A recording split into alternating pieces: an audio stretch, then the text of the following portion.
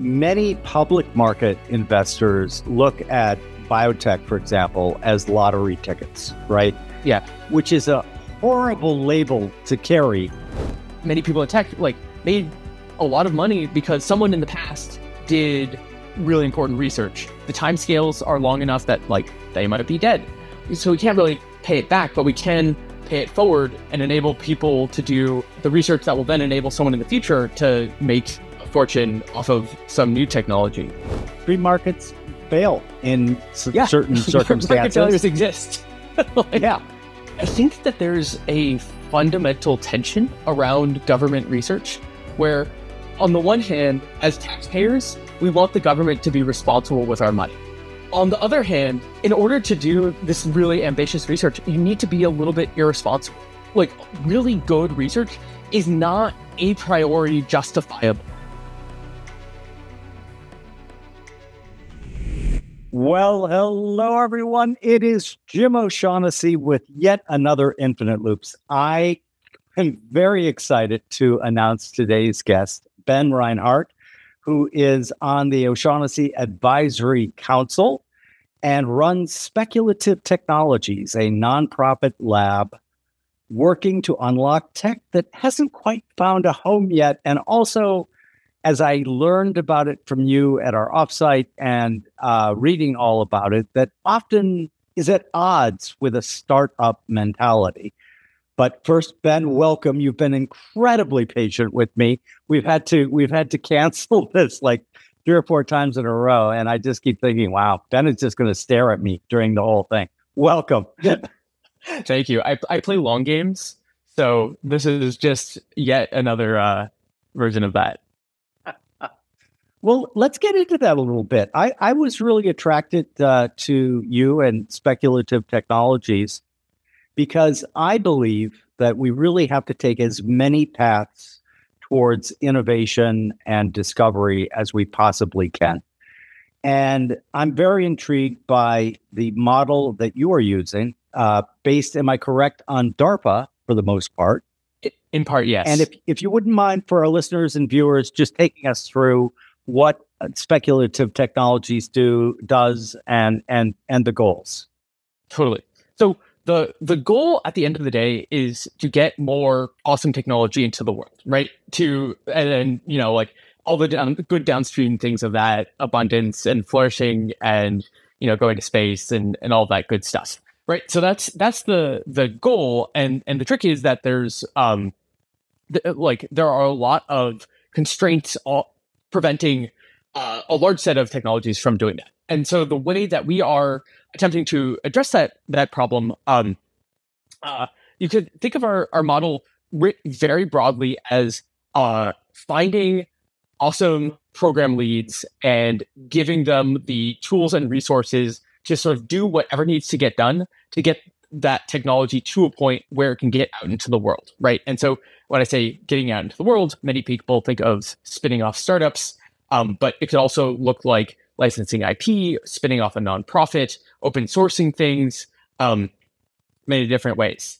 And sort of within these programs, we sort of divide them up into 4 major phases. So the first phase is road mapping. So we really believe that planning is actually really important for successfully building technology.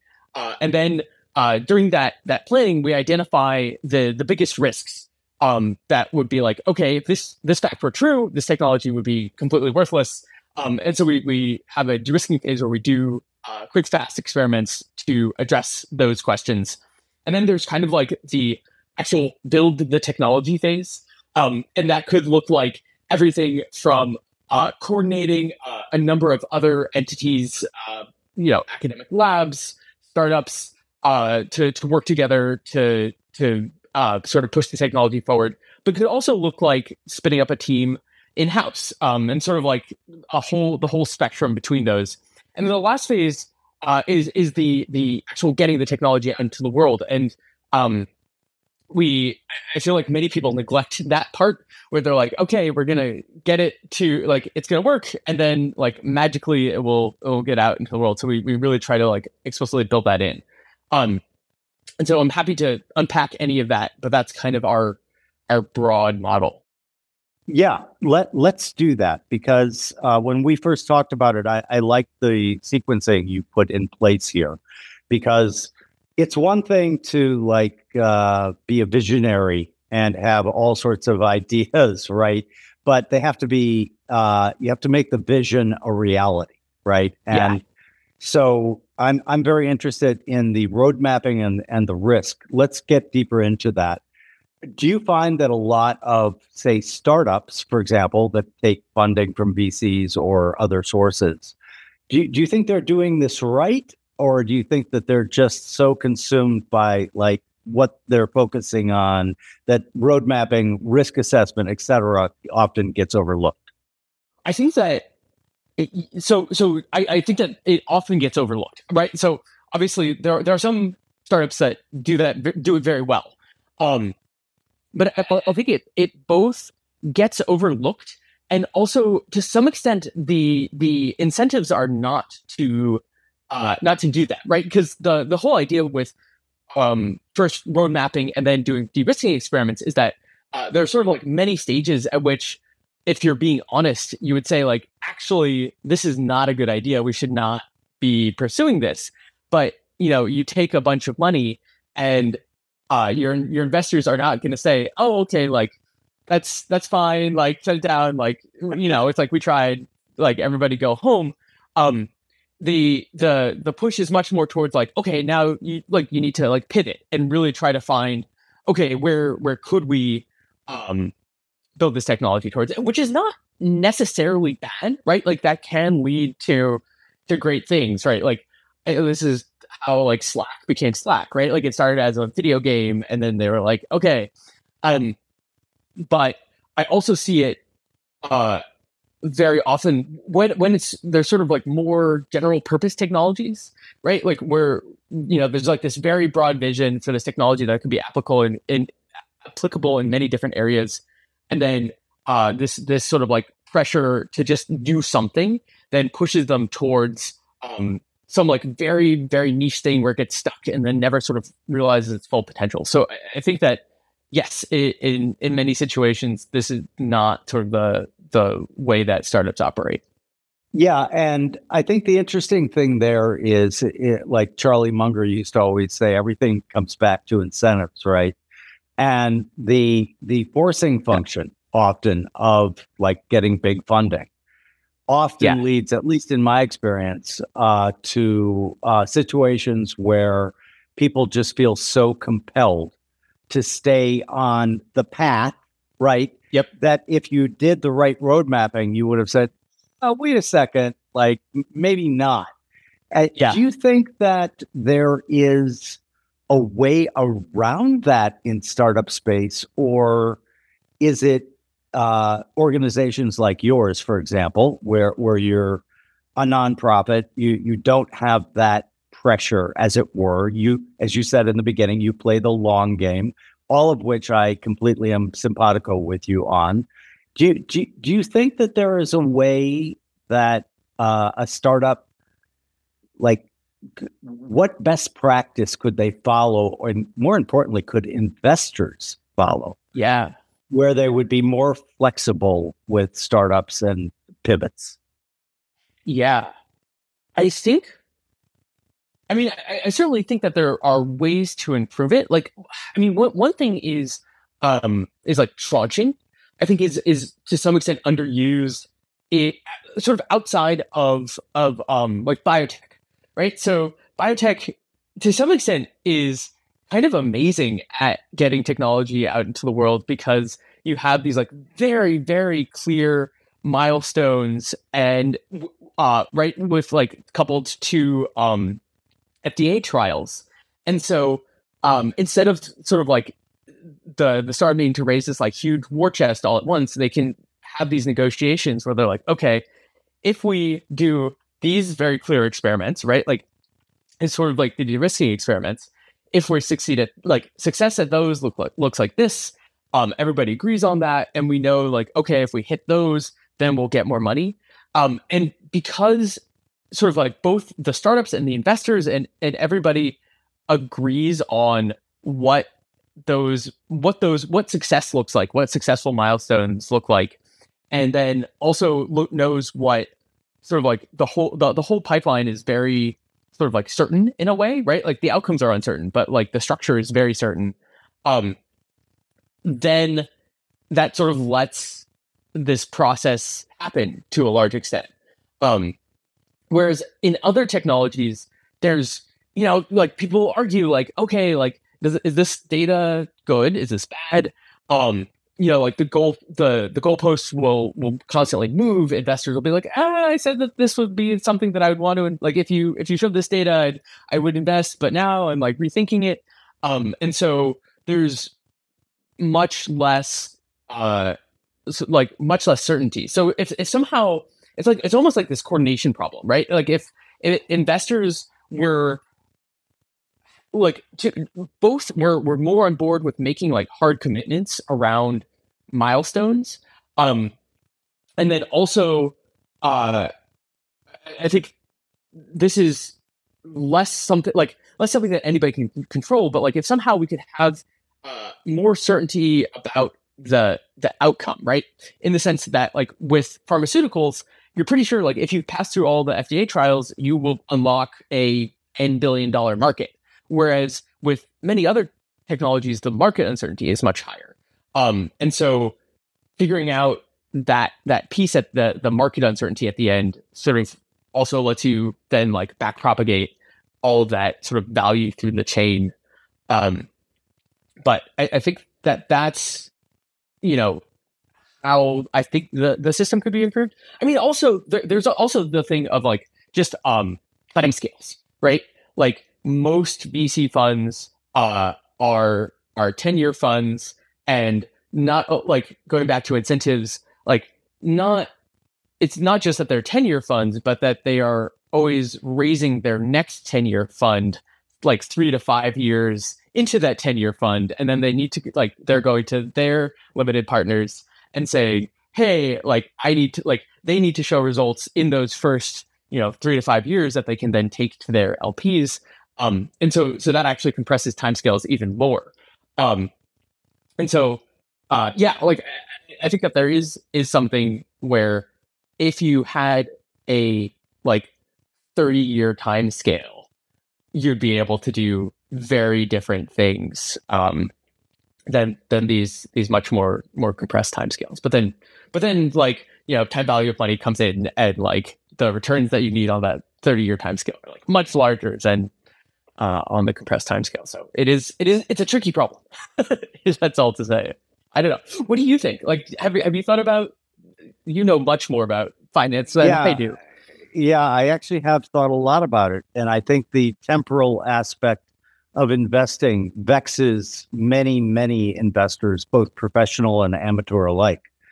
There's this concept of hyperbolic discounting, which is you collapse your view to like a quarter, or at best in public markets a 3-year window.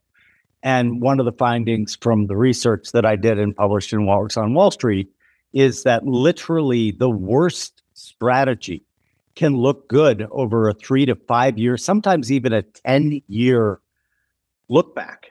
And so this problem is incredibly intriguing to me, because now that we're doing the work that we're doing, we're seeing it in venture as well.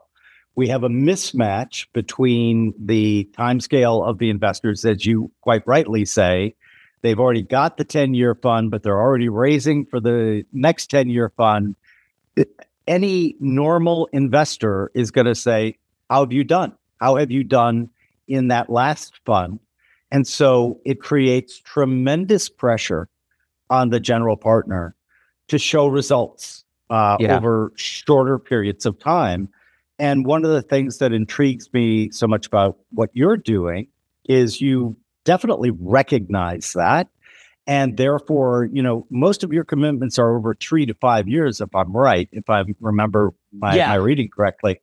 And so what I would put back to you, pharmaceuticals are a really interesting example that you gave, because many public market investors look at biotech, for example, as lottery tickets, right? Yeah. It's like there's no traditional form of analysis for public market investors, very different in private markets. But for public market investors to have even a coherent thing, so they get the label, right, which is, oh, that's a lottery ticket, which is a horrible label to carry if you're trying to do like world changing, species changing advancement and innovation. Yeah. So you're absolutely right that there's a huge disconnect both on incentives, on timescales, on all of these things. And one of my other ideas, which kind of went nowhere, was I used to have this idea that I got from a guy I read. I can't remember his name, but I read it in the Journal of Portfolio Management, and he called it, I think his name was Kirby. He called it the coffee can portfolio. And what he meant by that shows you when he wrote it, was a long, long time ago. It's coffee does not come in cans. It's also called the Rip Van Winkle portfolio. And it is this idea that if you could get investors to commit to a much longer time scale, you could literally do things and create things that are not possible if you're looking at the next quarter. And so I definitely like the way that you are setting things up and the benefits of your type of model. The question then becomes, to go further down your list, how do you get that tech out? Let's say you achieve, because you have this longer time scale, you achieve great things because you have a very different class of investors or contributors, et cetera. What happens like when you have a team with a eureka moment? Yeah. How do you get that out into the wild? The frustrating answer is it depends, in the sense that it really depends on the technology. And to a large extent, like, that is one of the big things that we actually try to address in roadmapping, right? Like, so you say, okay, assume that we crush it. What happens? And so it could, like, and to some extent, you need to be sort of like doing the work to make that happen throughout the program, right? Like, you can't just get to the end and then say like, okay, cool, let's get this out to the world. Right. So, like, the obvious ones are like, okay, like, it's at the point where it actually makes sense to start a startup, or like license it to a large company that can manufacture the thing at scale. It could look like, is it like if maybe our theory of change was like, okay, the thing that this technology really needs is like this huge data set that a whole bunch of other people can use to like discover new things. Maybe it looks like open sourcing that data set or licensing it to a number of different organizations that could use it, right? Like one example of this would be potentially like building a massive data set about materials properties, right? Like inputs and outputs that someone could then use to discover a new superconductor or whatever. Or like it could look like potentially like spinning out a nonprofit or like low profit company. Right. So you could imagine if the work was to make like some kind of like new scientific instrument that would be very like valuable to the world, but it's like, okay, the market for it is, like, $10 million a year, right? Like, that's not a venture investable thing. But if you get it to the point where you can just sort of like, like sell a product and then use that money to keep people employed, that's a really valuable thing. And then so those are sort of like, and then you can start to be like more clever. An example from DARPA like is that this one program manager actually went to I believe it was a biomedical device company and said like, okay, if we get this crazy technology to work, will you promise to integrate it into your products and start selling it? And they're like, we don't think that it'll ever work, but sure. Right. And so sort of like lining up things beforehand. And so like there's sort of like this whole, and then the sort of like a long tail of just being clever about how it gets into the world. And it's like that depend, like it requires planning. It also requires like sort of like it puts non-obvious requirements on the technology while you're developing it. Like the way that you want it, like, like maybe it needs to interface with this thing that has like these like very tight like tolerance requirements, and so you like need to make sure that you can make a fiber that hits like exactly these specs, or it won't be able to work. And often, and I flag that because if you don't know that you're targeting that, even while you're doing the real like science behind the technology, you can miss the mark. And like that's, I mean, that is one of my criticisms of academic technology development, where it usually happens in a vacuum, and they're like, oh, it works great, but there's some very specific requirement for doing the thing that they claim it's able to do. That means that they don't actually it doesn't get out into the world successfully.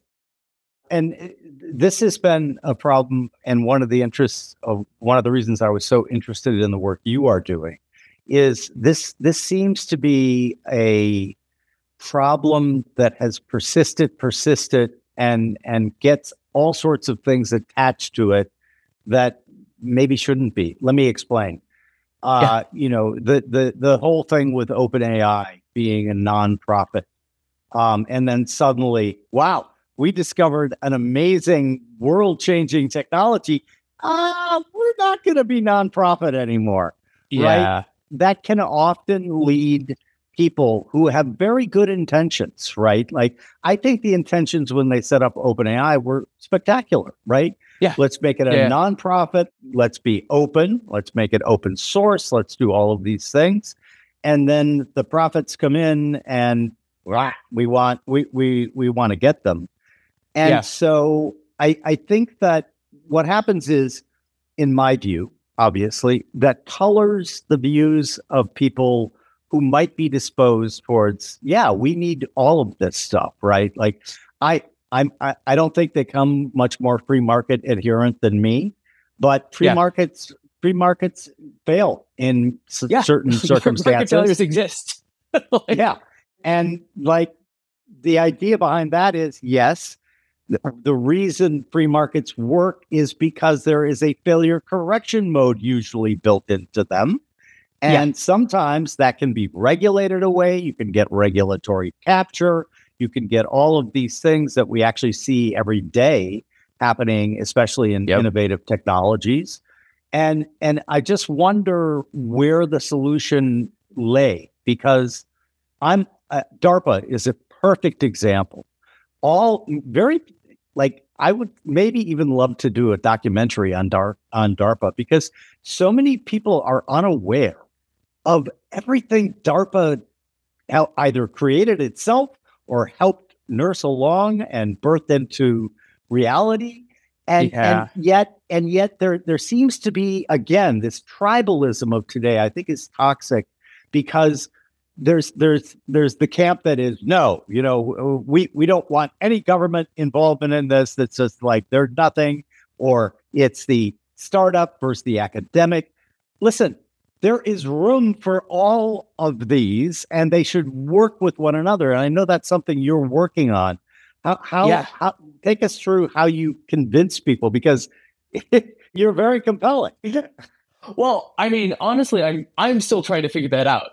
Like, I think you're maybe one of the people who are convinced, but it is a smaller number of people than I would like there to be. I I exactly share your sympathies. Where if a market can solve the thing, absolutely. Like, right? Like, people think that I'm like anti-market, like it's like I'm running a nonprofit, and I'm like, the only reason I'm doing that is because like I can't go to investors with a straight face and say like I will make you stock market beating returns, right? Like that's the only reason I'm doing that. But yeah, like I think it's the trick is like stepping back. The way I see sort of like every institution as having like some set of work that it does really well, and some work that it does poorly, and various constraints on sort of like its like action space or like institutional moves that it can make. For audio listeners, I'm making air quotes around those.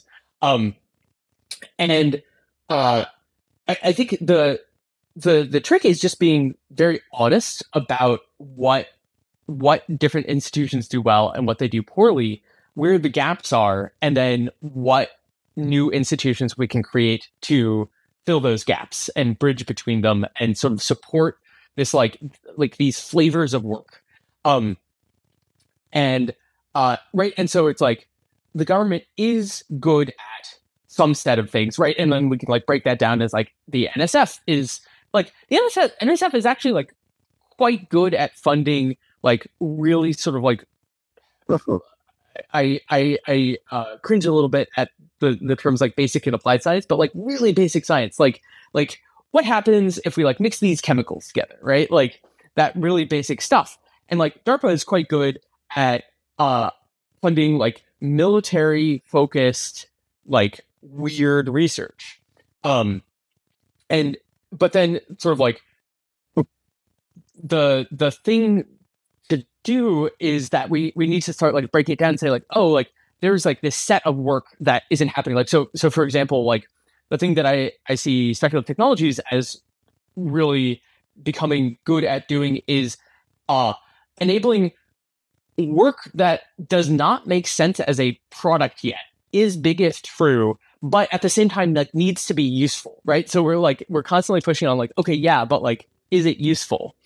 And I think that we need like many more institutions that sort of like cover the landscape. To some extent, my bigger theory is that we've almost had like institutional consolidation, right? So like we've gone from a world where you have like this thriving ecosystem of many different institutions and big ones and small ones to like everything being like either, at least in sort of like the innovation, again, air quotes, innovation landscape. It's like you have like academia, and then you have like big companies, and then you have startups, and you have and then like government, and like that's it. And it's like there are many other potential things, and there have been many other potential things. And so I'm like trying to make there be this world again where you have like many different institutions and people and ideas can kind of smoothly move between them.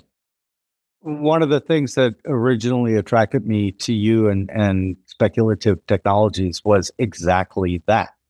We seem to be in a kind of a holding pattern, at least to me, where the camps that would benefit greatly from working together have an animosity towards doing so, and so you see on the one hand, in the old days, we got a Bell Labs because AT&T had a monopoly on telephones.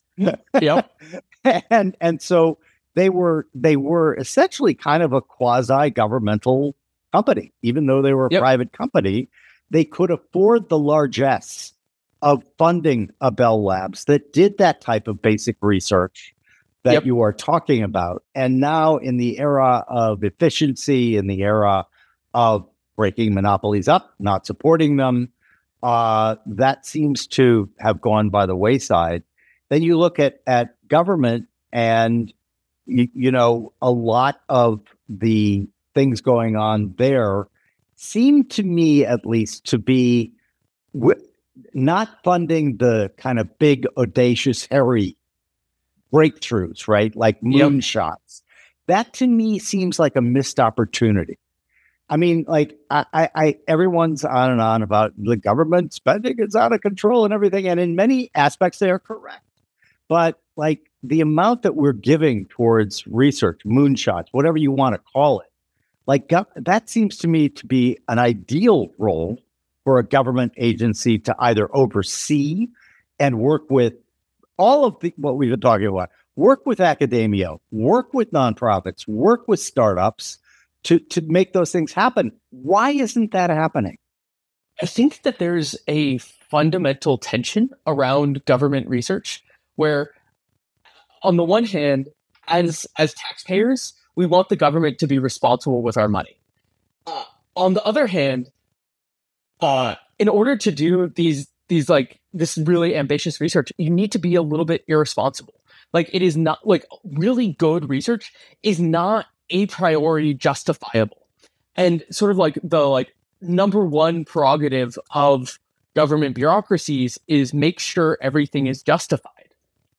And so that's one big reason why I think that sort of I don't believe that government can and should fund all work that doesn't make sense as a for-profit company, right?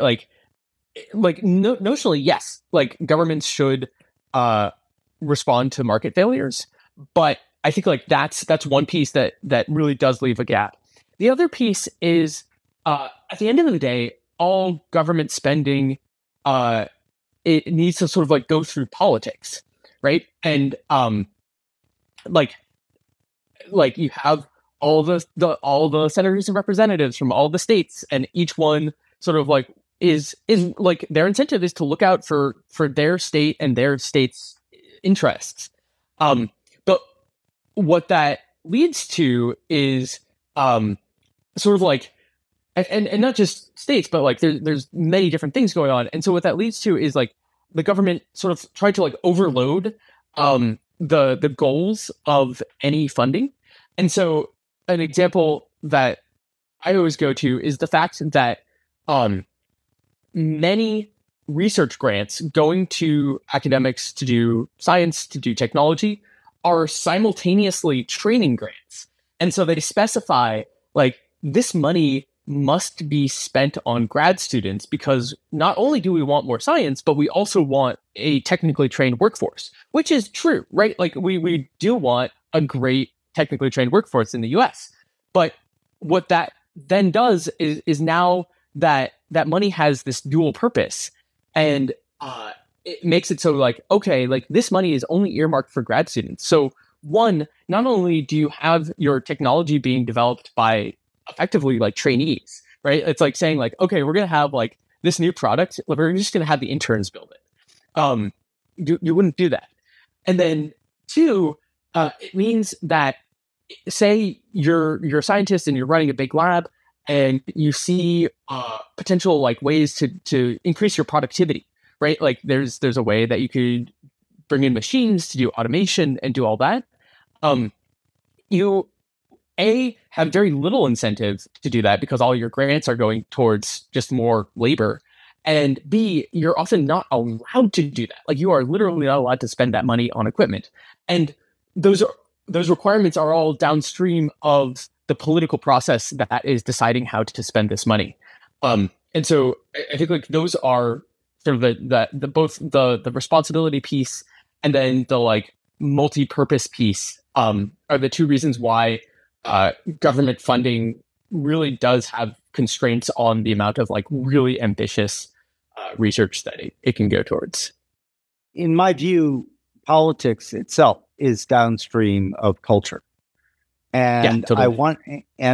I wonder whether if we could get a culture that was more focused on making the future a much better place for our, I have 6 grandchildren. One of my goals with everything we're doing at O'Shaughnessy Ventures is I want them to live in a great world. I want them to live in a world that is, still coming up with awesome discoveries and innovations and everything. Yeah, heck yeah. And I worry, you mentioned the restrictions put on these grants. It's one of the reasons in our tiny, tiny way with our fellowships and our grants, we have no restrictions on them. Yeah. And we do that for this very reason, right? Who am I to say, to tell you how you should run your nonprofit, right? Yeah. And so I think training also becomes important. And that's something that you do. For example, talk a little bit about the Research Leaders Playbook. because one of the things that I also like about what you're doing is you're creating material and tools that allow people to get trained in a very different mindset, right? And so if you wouldn't mind taking us through kind of the 7 phases of the research playbook, that would be helpful. Yeah. So just for context, the research leaders playbook is this effectively kind of like it's a playbook, it's a textbook for people who are running what we call like coordinated research programs. So this is sort of a made up umbrella term for basically like ambitious research programs aimed at doing useful stuff, but like don't make sense in academia or companies. And so like, for example, like DARPA programs or focused research organizations are sort of 2 examples of these. And so there's this skill set that is very hard to pick up on the job, that you need to run these, because you both sort of like need your hat of to some extent you're an entrepreneur, right? Like you're figuring out new ideas, you're bringing together teams to build them, you're getting them out into the world, right? Like those are all things that entrepreneurs do. But at the same time, to some extent, you're also a scientist, in the sense that like the thing that really matters is getting to the truth, making the thing work. It doesn't matter like how well you can sell it. And so the sort of like the skills that this is the playbook. We also run a research accelerator that's sort of like a Y Combinator, but for inculcating these skills and getting people to do it. So anyway, that's a lot of background. Let's see. I do not have the exact phases memorized, but there's the way that I would sort of break it down is like there's kind of like program design, right? So this is everything from road mapping, as I mentioned, but also like talking to lots of people, figuring out, who's on board with a vision, what are their incentives? How do you structure this program so that, sort of as I was talking about before, so that it will both produce a useful thing and then have it be able to get out into the world, right? So it's the program design is sort of all around that. And then there's like actually running the program, and so that's everything from like how do you manage misaligned incentives? How do you when do you kill a project, right? Like that's really hard. Like when you fire people, and then there's like really sort of like technical things like how do you think about making a Gantt chart for all of these things? And then finally there's I think there's being like selling this whole thing, where at the end of the day, you still need, even if you're not selling a product, you still need to sell an idea to someone, whether you're pitching, a DARPA program officer, DARPA program, or DARPA office director, that they should pay you to run this program, whether you're pitching a philanthropist, you still need and then you also need to sell it to the people who are going to sort of join you on the journey. And so, that's like a broad overview of the sorts of things that and I think it's like something that I wish I learned much earlier in my life is that you need all of this, right? So you need the science planning, you need the sales, you need the being able to talk to people, but then go really deep on a technical subject. And sort of our current ways of training people don't sort of cover all of those. One of the natural communities that I would think that might be interested in funding these type of moonshot type of basic research that leads to really cool things maybe would be the people who made a pile in other technology and other innovation in any of those things. Are you finding that they're the most receptive to your donor base? Not really. And so there's this attitude that I'm going to caricature, right? So like very few people actually have this level of it. But the thought, and this is like really sort of common among sort of the Silicon Valley tech people crowd, the thought goes, if something is valuable to the world, you should be able to capture enough of its value to make it a good investment, assuming that you have investors who have who are willing to take on sufficient risks. And if you are unable to capture that value, if you're unable to basically build a company that is super valuable, then either that thing is not actually not actually valuable, or it's a skill issue, and it's just like you're not the right person to capture that value. And so you sort of, to a large extent, like a lot of tech people don't do philanthropy, and this is just a thing that I've found over time, and I've loved to, and I think it's also very coupled to this attitude, which is again like kind of well founded, that like nonprofits are very inefficient and like are kind of a waste of money, and like they're not wrong, right? Like a lot of nonprofits are a waste of money, and so it's like it's very hard to say like no, like it's like we operate like a startup in the sense that like we are very conscious of like how we spend money, and we try to be incredibly efficient.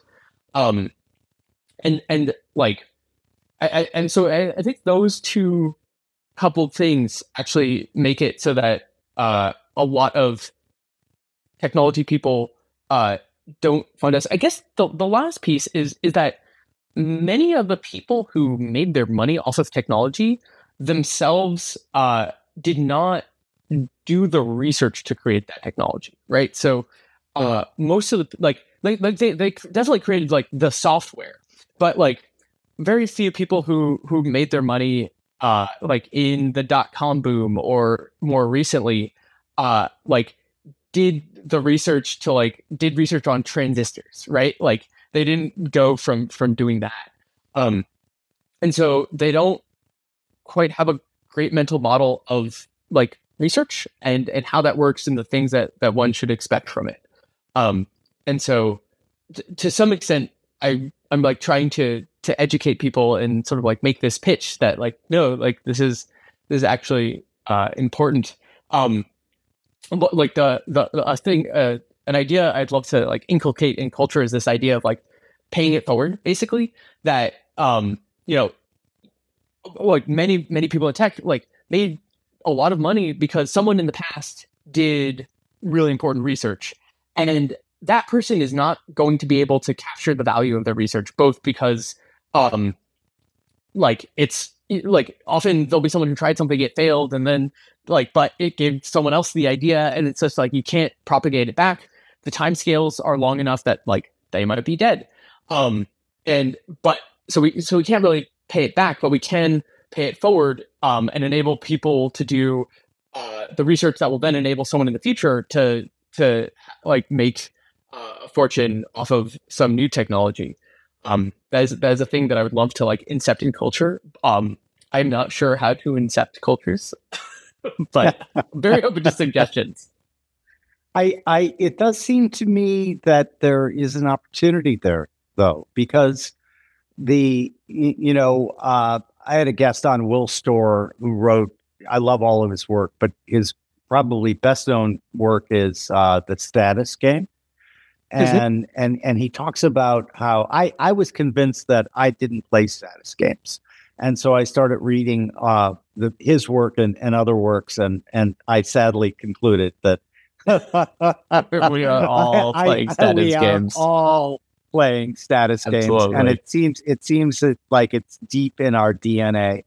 And so one of the suggestions that he has in the book, which I heartily endorse, is there's various status games, right? And one is the one we're talking about right here. In other words, you can play a game, a status game, get massive prestige. Let's say you put together a consortium of all of these seemingly unwilling people in technology who have made huge generational fortunes in the pre-market. Like, what about putting together a consortium that does this type of funding? And like, what is the reward you're getting? You're getting a psychic return on value invested. There's a charity that I support called the Acumen Fund, and they treat it like venture investing, and like the returns that they're getting from their donors, right? It's like, wow, how cool is it that, and fill in the blank. This person solved microfinance in Indonesia, etc. And it does seem to me like if I was trying to orchestrate this, I would maybe turn it into a virtuous status game or prestige game. Totally. Yeah.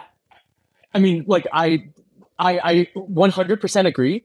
I think just like being honest in front of a whole bunch of people, like I think operational, like I'm still figuring out how to operationalize that, right? Like it's to some extent it is, it's like you kind of need to bootstrap it somehow, right? Where it's like you need once it becomes a thing in people's heads that like doing this is high status, then people will continue doing it. But it's like I think to some extent you need like someone weird to have some like high status wins. And it like, and so like, I mean, one thing that some folks have talked about is like, kind of like, like Forbes lists, like having some kind of list for like people who have done the most interesting things with their money, or something like that. That's sort of one way, but yeah, and to some extent, there's also this like tension where I think, sort of like as almost like a holdover from previous eras of philanthropy, like, like the Rockefellers and Carnegie, there's like, to some extent, like that era sort of put an emphasis on the philanthropist stepping into the background of like not taking credit for the things that they funded. And to some extent, I think that was actually a huge mistake, where it's like, yeah, like, it's like, people fund like these like $100 million buildings at universities, then to put their name on it. And it's like, okay, like why not just like fund a warehouse, spend the rest of that money on actual work, and then just like put their name on the actual work. And it's like, it's like you come up with like a new technology and you name it, right? Like the names of technologies last and theories and ideas last much longer than buildings, right? Name units after people. Like people should be able to like buy units named after them. Yeah, I think we're onto something, because if you look at what gets celebrated, your idea of the Forbes list, every industry has an award, right? So yeah, for those who love entertainment, of course, the Academy Awards are the king over there, or queen, and TV has it has Emmys, etc. Yep. And it seems to me that those types of things would be not only helpful, but also really great, because if you did them right, they would be a celebration. They would be a celebration of that person's contribution toward advancing ourselves as a species, right? Yeah. And so it definitely seems to me that would be a thing that would be good to work on. As you were talking, I was thinking of, I don't know if you're a Curb Your Enthusiasm fan, but I am. And Larry David gave a big section of a building, but he gave it anonymously. And then he, of course, got into a very, very tricky situation that he was trying to escape from, and was trying to escape into the building, which was locked. And there's a scene of him pounding on the door saying, I'm anonymous. I'm anonymous. and so I definitely think that you're right about that in the form of, I mean, like Andrew Carnegie, classic example.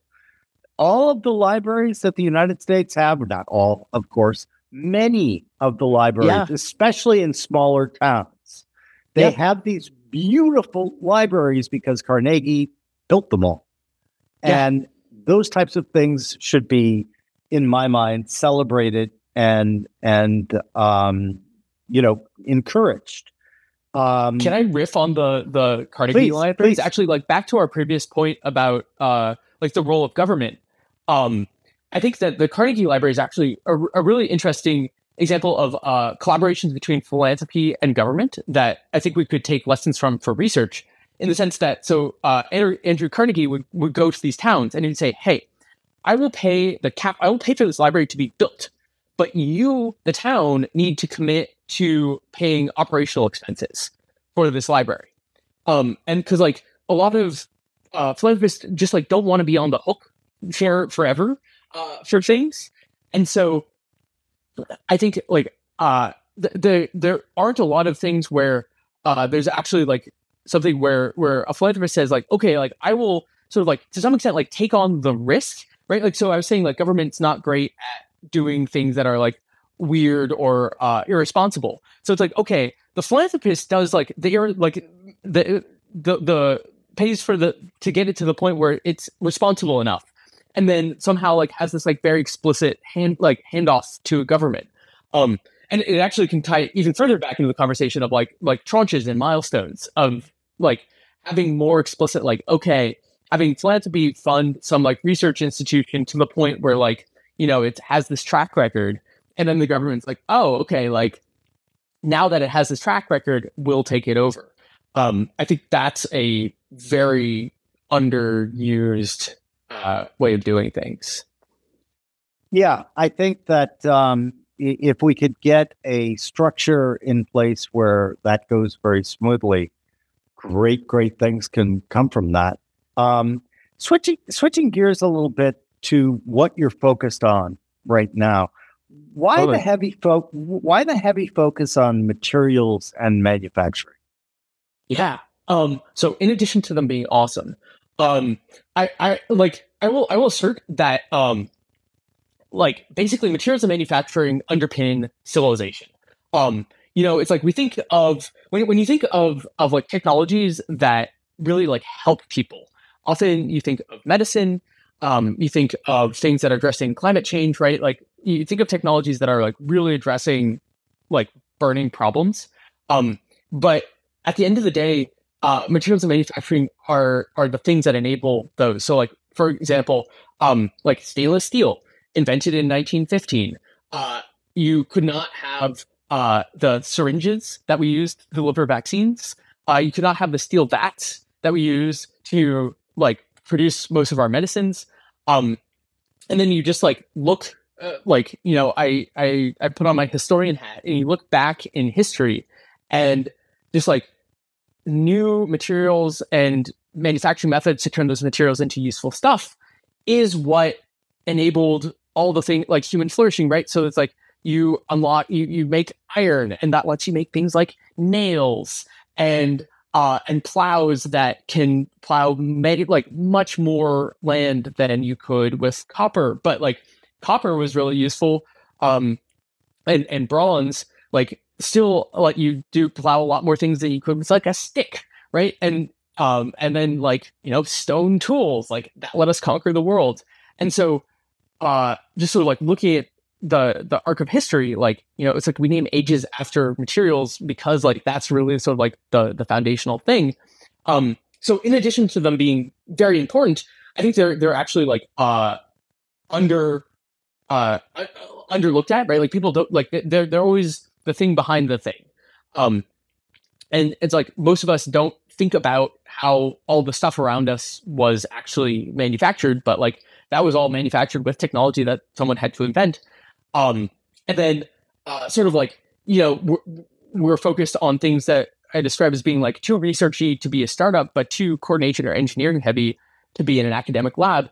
And materials and manufacturing sort of fall into that gap much more often than other technologies. And so between that sort of like neglectedness, falls into the gap, and importance, like those are why we have that focus. As you were responding, I as you know, we also have a book publisher called Infinite Books, and I was listening to you, and you almost titled a book you could write, "The Thing Behind the Thing," and harking back to your example of stainless steel, I've never gone down that thought process, right? Like stainless steel, yeah, that's the thing behind the thing, but look at everything that resulted from that basic discovery in 1915. Yeah. What a great, because again, keeping with the idea, culture is up here, politics itself is downstream of culture. One of the objectives of what we're trying to do at O'Shaughnessy Ventures is look for things to root for, right? And that sounds like a great use case. Like, I would certainly read a book about, I always quip, we didn't leave the Stone Age because we ran out of stones, right? Yeah. We left the Stone Age because out of the human mind came all of these other concepts like iron and everything else. Steel doesn't exist in nature. It came out of the human mind, right? Yes. And so that would also kind of tie in with trying to create a very prestigious calling, if you will, for these new basic materials. Like, for example, I know you're working on nanomodular electronics on demand without etching silicon or expensive facilities. Like, how cool would that be? And like, I'm creating in real time here, audience. So let's see if you agree with me. Let's do it. Like the book, for example, or the show, or this could be a movie. This could be a lot of different things, right? To ignite. I always think I was so impressed by that JFK speech that created the Apollo mission. Created we choose to go to the moon and do the other things. Exactly. And yet that speech ignited the culture that was like, God damn it, we're going to do it. Even though we had no means at the time that he gave that speech to even conceive of how we're going to get there, right? And I think like right now, Musk with the chopsticks catching the rocket, like, believe it or not, people get really inspired when they watch that stuff. And it predisposes many, I hope, to think, wow, what if, right? And so the idea that you could look at things like stainless steel, show all of the things that sprung from that, but then do a speculative one that says, what might spring from nanomodular electronics, right? Yeah. I mean, absolutely. I mean, like to some extent, like that's part of the road mapping process, right? Like you at least like this is also a tension with a lot of these technology, like with speculative technologies, is that little s little t, is that you can have a guess about what it will be used for, but you don't actually know. Like, I suspect, like, the people who were making stainless steel originally had no idea that it was, like, they couldn't conceive of a bioreactor.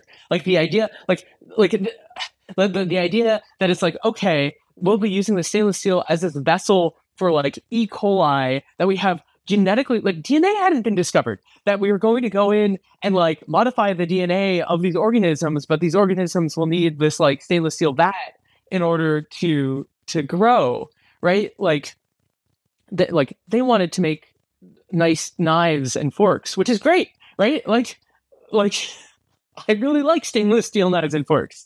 But it's so I think it's both like you both want to speculate, but also be aware that there's like so many other things that one can't even imagine yet. Yeah, and that's why I'm such a huge fan of David Deutsch and his book, The Beginning of Infinity. Yeah. If we could get people to reframe things and understand, it seems to me, excuse me, to be part of our basic human OS, to believe that we know everything there is to know. And your example of the stainless steel is a great example, right?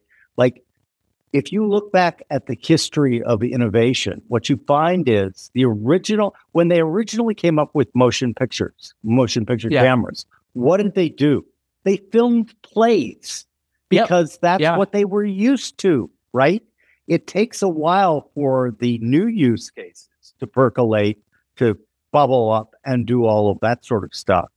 And so it definitely seems to me that if we could change the idea, he's got a great line in the book, The Beginning of Infinity, where he says, what were people saying about the internet and quantum physics in 1900?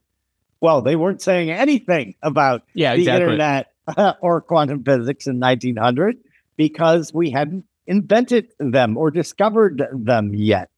And so, as someone who's in the trenches, literally, how do you try to negotiate these seemingly intractable conflicts? Another thing that we've talked about and you've written about is there's a tension right now, and it seems to me to be growing, right, between show us your work, we don't care about what your credentials are. And then, of course, academia cares very, very deeply, and in many circumstances, quite correctly, what your credentials are. Like, how do you navigate those two worlds? I think to some extent, like, maybe in one word, it would be, or two words, maybe it'd be like trust and iteration, in the sense that, or like feedback loops, where, like, I'm naturally a very trusting person, and so like I tend, like, I like to believe that people are capable of great things. So to some extent, it's like, okay, like, instead of just going off of, like, having some sense, and also thinking about like what's behind a credential, right? So it's like credentials to some extent are like a way of just like of compressing information about what someone's capabilities are. And so instead of just going off of credential, kind of being like, sort of being unlazy on like thinking like, okay, like, sure, but like what do I actually want from this credential? So I think about like program leads, like where in the playbook, right? Like one might think of like a PhD, but it's like, you don't need a PhD, but you do need to have like been in the trenches, like doing this, like the hard technical work with like deep uncertainty. And like that is a thing that one often gets with a PhD, but is also possible to get in many different ways.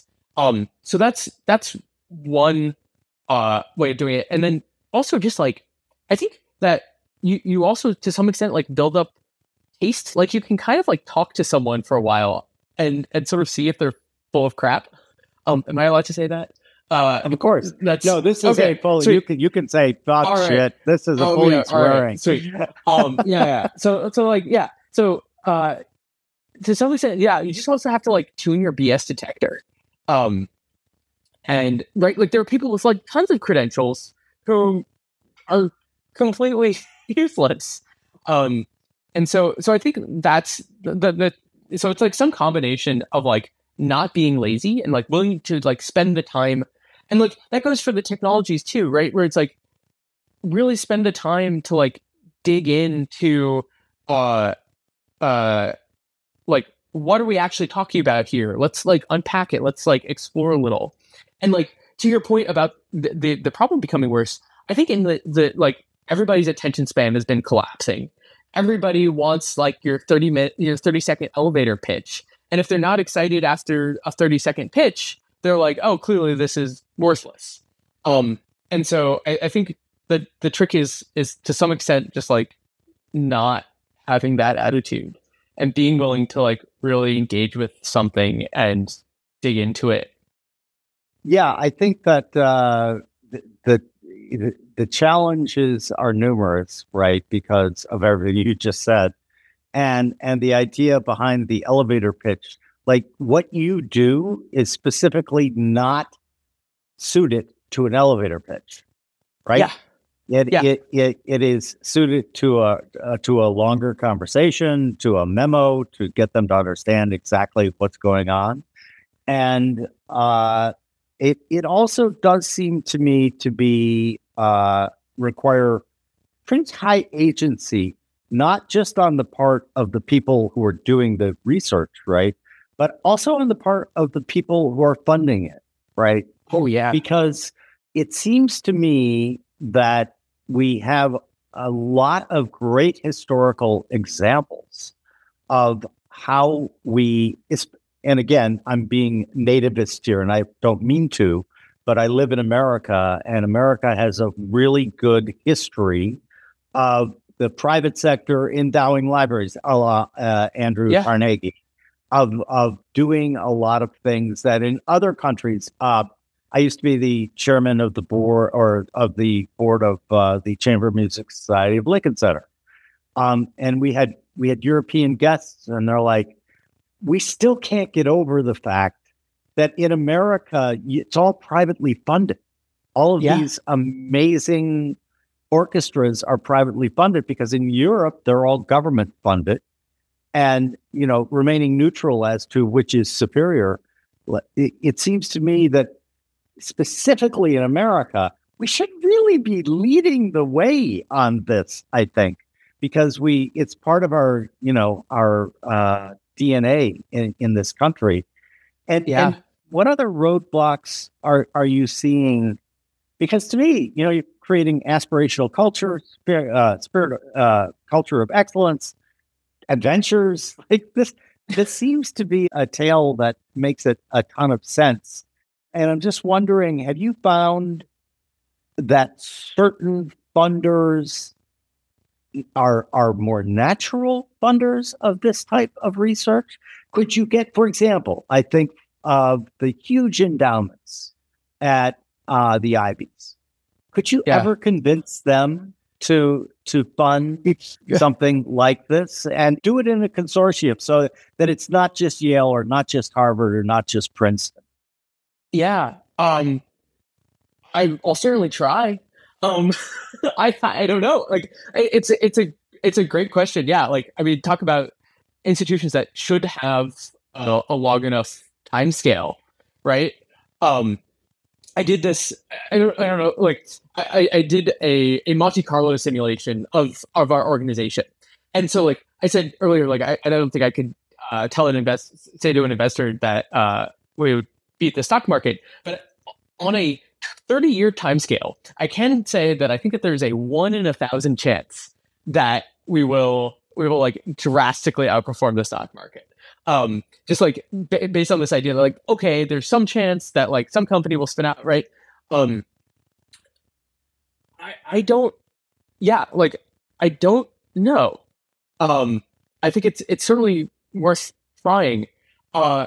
And sort of to your previous point, like, so I'm kind of unabashedly American, and I think that like sort of our history of like civic organizations, right, like private civic organizations, to some extent, like we've moved away from that a little bit, and I'd really like to bring it back. It's like I'm sure the de Tocqueville story where he's like, the difference between the Americans and the Europeans is like when there's a tree that falls across the road, the Americans just like get a crew together and moves the tree, and then the French people just sort of like sit around and wait for the government to come move the tree. And to some extent, I really like that culture, and I think I worry that we've moved away from it a little bit. And so I think to some extent. And to some extent, like I think we are leading. We still like it's like there's way more philanthropy in the United States than anywhere else in the world. We do have a lot of philanthropic funding towards a lot of science. I think that the thing that the sort of like logical jump that I'm trying to push is like, one, both like sort of helping people see that it's not just funding sort of health related things or like things that address like very immediate problems that will unlock the future and are the market failures, but things that are sort of like the thing behind the thing. And that's just it's hard for people to wrap their heads around. And so like if in media, in infinite media and infinite books, like if you can help people see that, I think that's incredibly powerful. Yeah, it's I just think that our mission in particular is we think things need rewrites. We think that things need to be reframed. As an example, science fiction. Science fiction, which I love, it used to be very, very positive, and then it just became almost in one fell swoop very dystopia.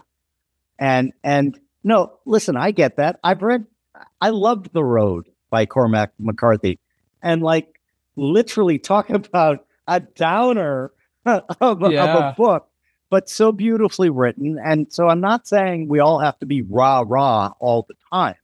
I just think that we need to rebalance culture. We need to, and like you, I'm also unabashedly American. And the thing that I love about this country is that we were kind of, we almost have a different DNA, right? Because all of the people who came here, what were they typical? Absolutely not.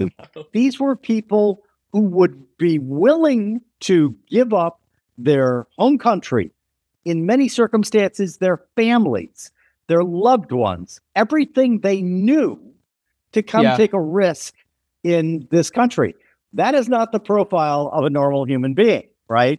There's even a book called The Hypomanic Edge, What Makes America Unique, right? And so I definitely think that trying to change the culture is, even, again, that sounds so grandiose. It isn't meant to. It's like, hey, why don't we just get some more books in science fiction that are really not dystopia, that are like, look at all of these cool things that could happen and speculate about them. So it's not Pollyannish or Panglossian, like the future's so bright we got to wear shades. We just definitely think a little nudge where we celebrate these types of people, where we celebrate the crazy idea like Kennedy's. Okay, Mr. President, we have no tools right now to get to the moon, but we're on it. We're on it, right?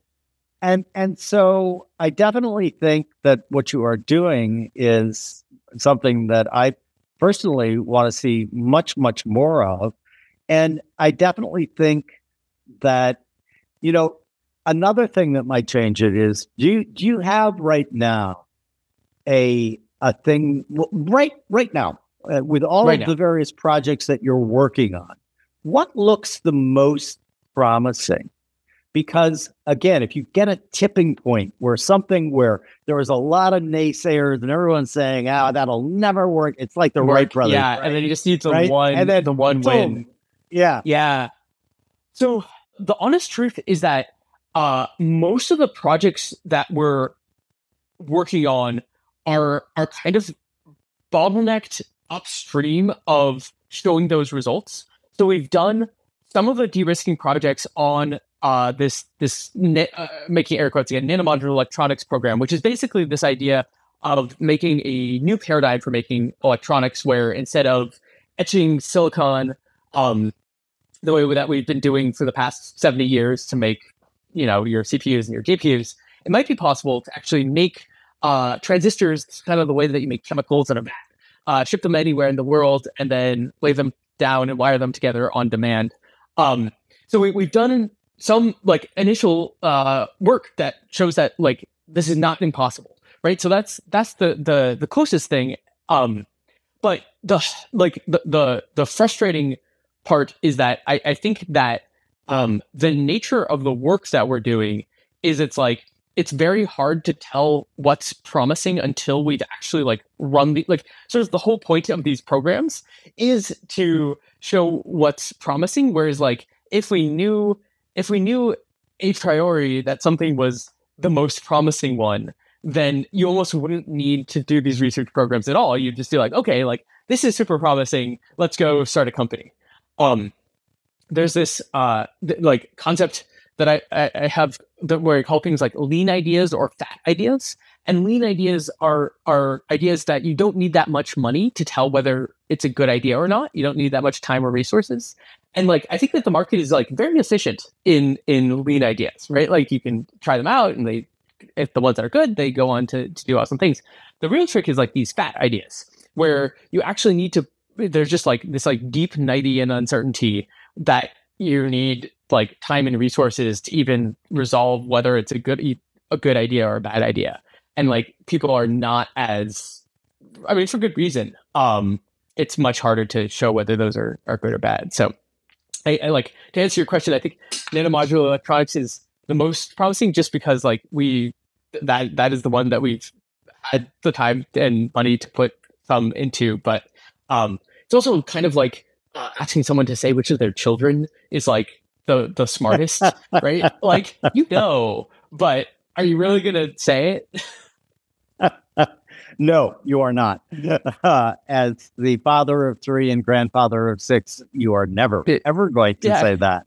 Exactly. And what I think is great, and I would invite people listening or watching this podcast, if you think of a great way to frame this, right? Because it seems to me that so much is the way you frame a thing, right? Totally. I often give the probably apocryphal, but I think I saw it actually somewhere. The idea of reframing insurance, right? When they originally came up with it, it was called death insurance. Guess how many death insurance policies they sold? None. Yeah. And then some genius came along and said, no. What we're talking about is life insurance, $1 trillion industry. And so if we have a listener or a viewer with this kind of ability to reframe, I think that would be really helpful. And it would be great if you put it in the comments, because I don't think that anyone would argue that the goals of what you're doing are stupid, misspent. There are, to me at least, there seemed to be no, if we were de-risking something, right? The risks here are obvious. You spend a lot of money and nothing happens, right? Yeah. But it seems to me that the first reframe should be, hey, this is very important because, and then all of these examples that we've been discussing here, and a way to get people to also elongate their time horizon. The challenges are very numerous, and yet I think that if we get it reframed to the point where, hey, it's very prestigious to not only work on this basic type research, it's speculative research, but it's really cool to fund it. And look at this guy. He just won the equivalent of the Academy Award or the Nobel Prize because he or she was the one who just funded the discovery of X, right? Yeah. Whatever X happens to be. Because it does seem that you're creating a new natural home, right? When I first came across what you were doing, my immediate thought was, wow, I thought academia was doing all of this, and they're not. And then I thought, well, gee, wouldn't it be great if there was Xerox PARC or if there was Bell Labs? And well, that's passed by too because of just externalities. So the idea of creating a new home, again, I guess the Princeton, where Einstein was, the Center for Advanced Research. Yep. That's right down the street. Yeah, yeah, and it just seems to me that to reignite that purpose within academia, that might be a rich vein to mine. I'm sure you've tried that, and like, what are the reactions? Yeah, well, so I think that there's actually the incentives in there's I would say that there's a tension with the incentives in academia between the sort of structure you need to like discover the secrets of the universe, which I think academia is actually very well suited for. It's ultimately an outgrowth of philosophy, right? Like natural philosophy, science, and so there's like this heavy focus on novelty. There's this heavy focus on like, oh, what's interesting, and there's a heavy focus on like sort of like the individual and sort of all of that. And like, that's really great for discovering the secrets of the universe and coming up with like new ideas. Like, oh, maybe like this is what dark matter is, right? I think it's not well suited for sort of what I would call like invention or the creation of new useful technologies, where it doesn't matter how new the idea is. Like, it's like people like will dismiss it like, oh, that's not new, and it's like, sure, but like nobody's gotten it to work, but like we've gotten this old idea to work. And you need like large teams of like professionals. And so like I'm also to some extent like I am a radical in the sense of like I think very much in terms of like creating new institutions, and I don't have as good a sense of like how to reform old ones.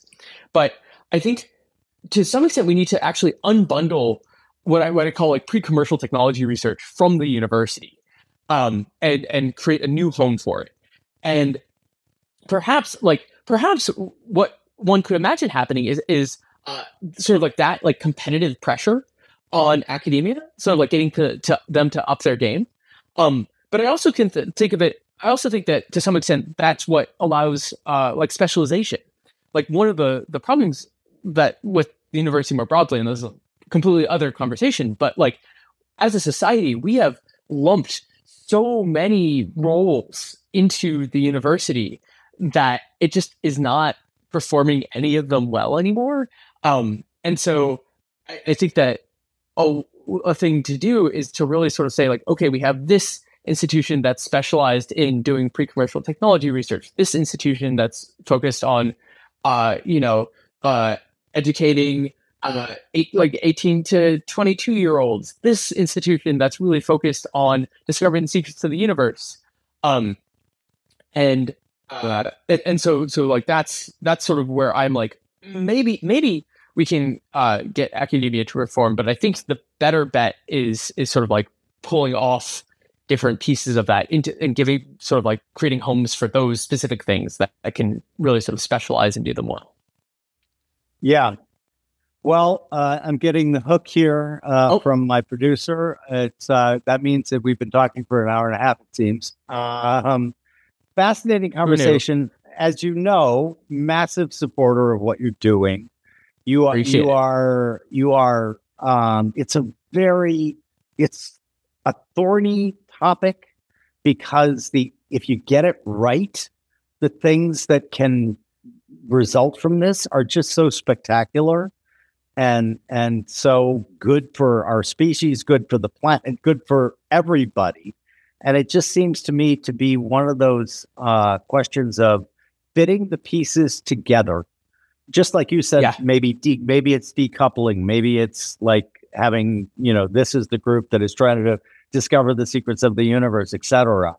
But I think we have a true need for it now. I think people are primed for it now too, quite frankly.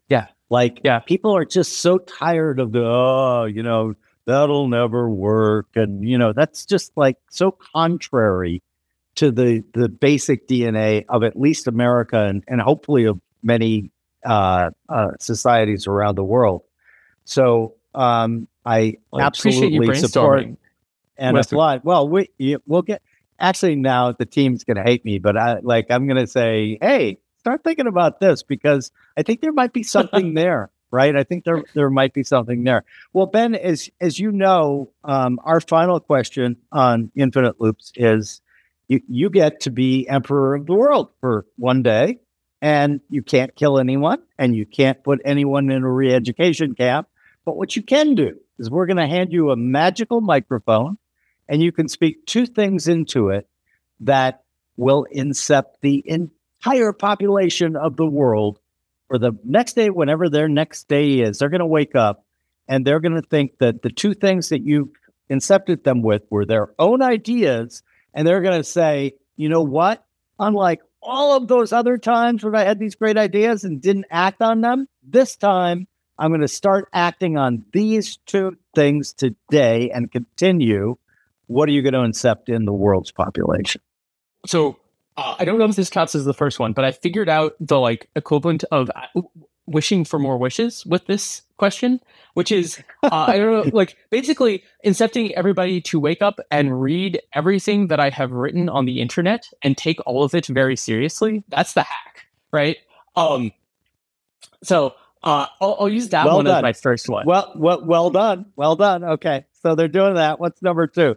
The second one is this idea that frontiers are absolutely critical for humanity, and we don't really have physical frontiers anymore. B, they are what leads to positive sum games that I know you talk about a lot, and C, that we really do need new technology and new technology paradigms to create new frontiers. And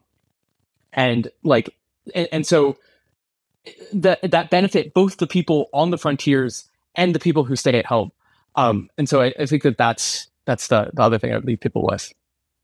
I love both of them. How can people find you, Ben, online and otherwise? Yeah. So I'm too active on Twitter. My handle is just Ben_Reinhart. So just my name. You can find our website at spec.tech. That's spec.tech. Between those two things, I think those are probably the best place to pay attention to what we're doing. Fantastic, Ben. Thank you so much for your time. I'm a big Jim, supporter. Thank you so much for inviting me.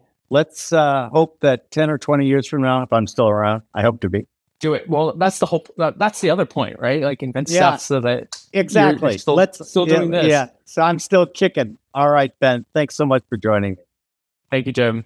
Take care.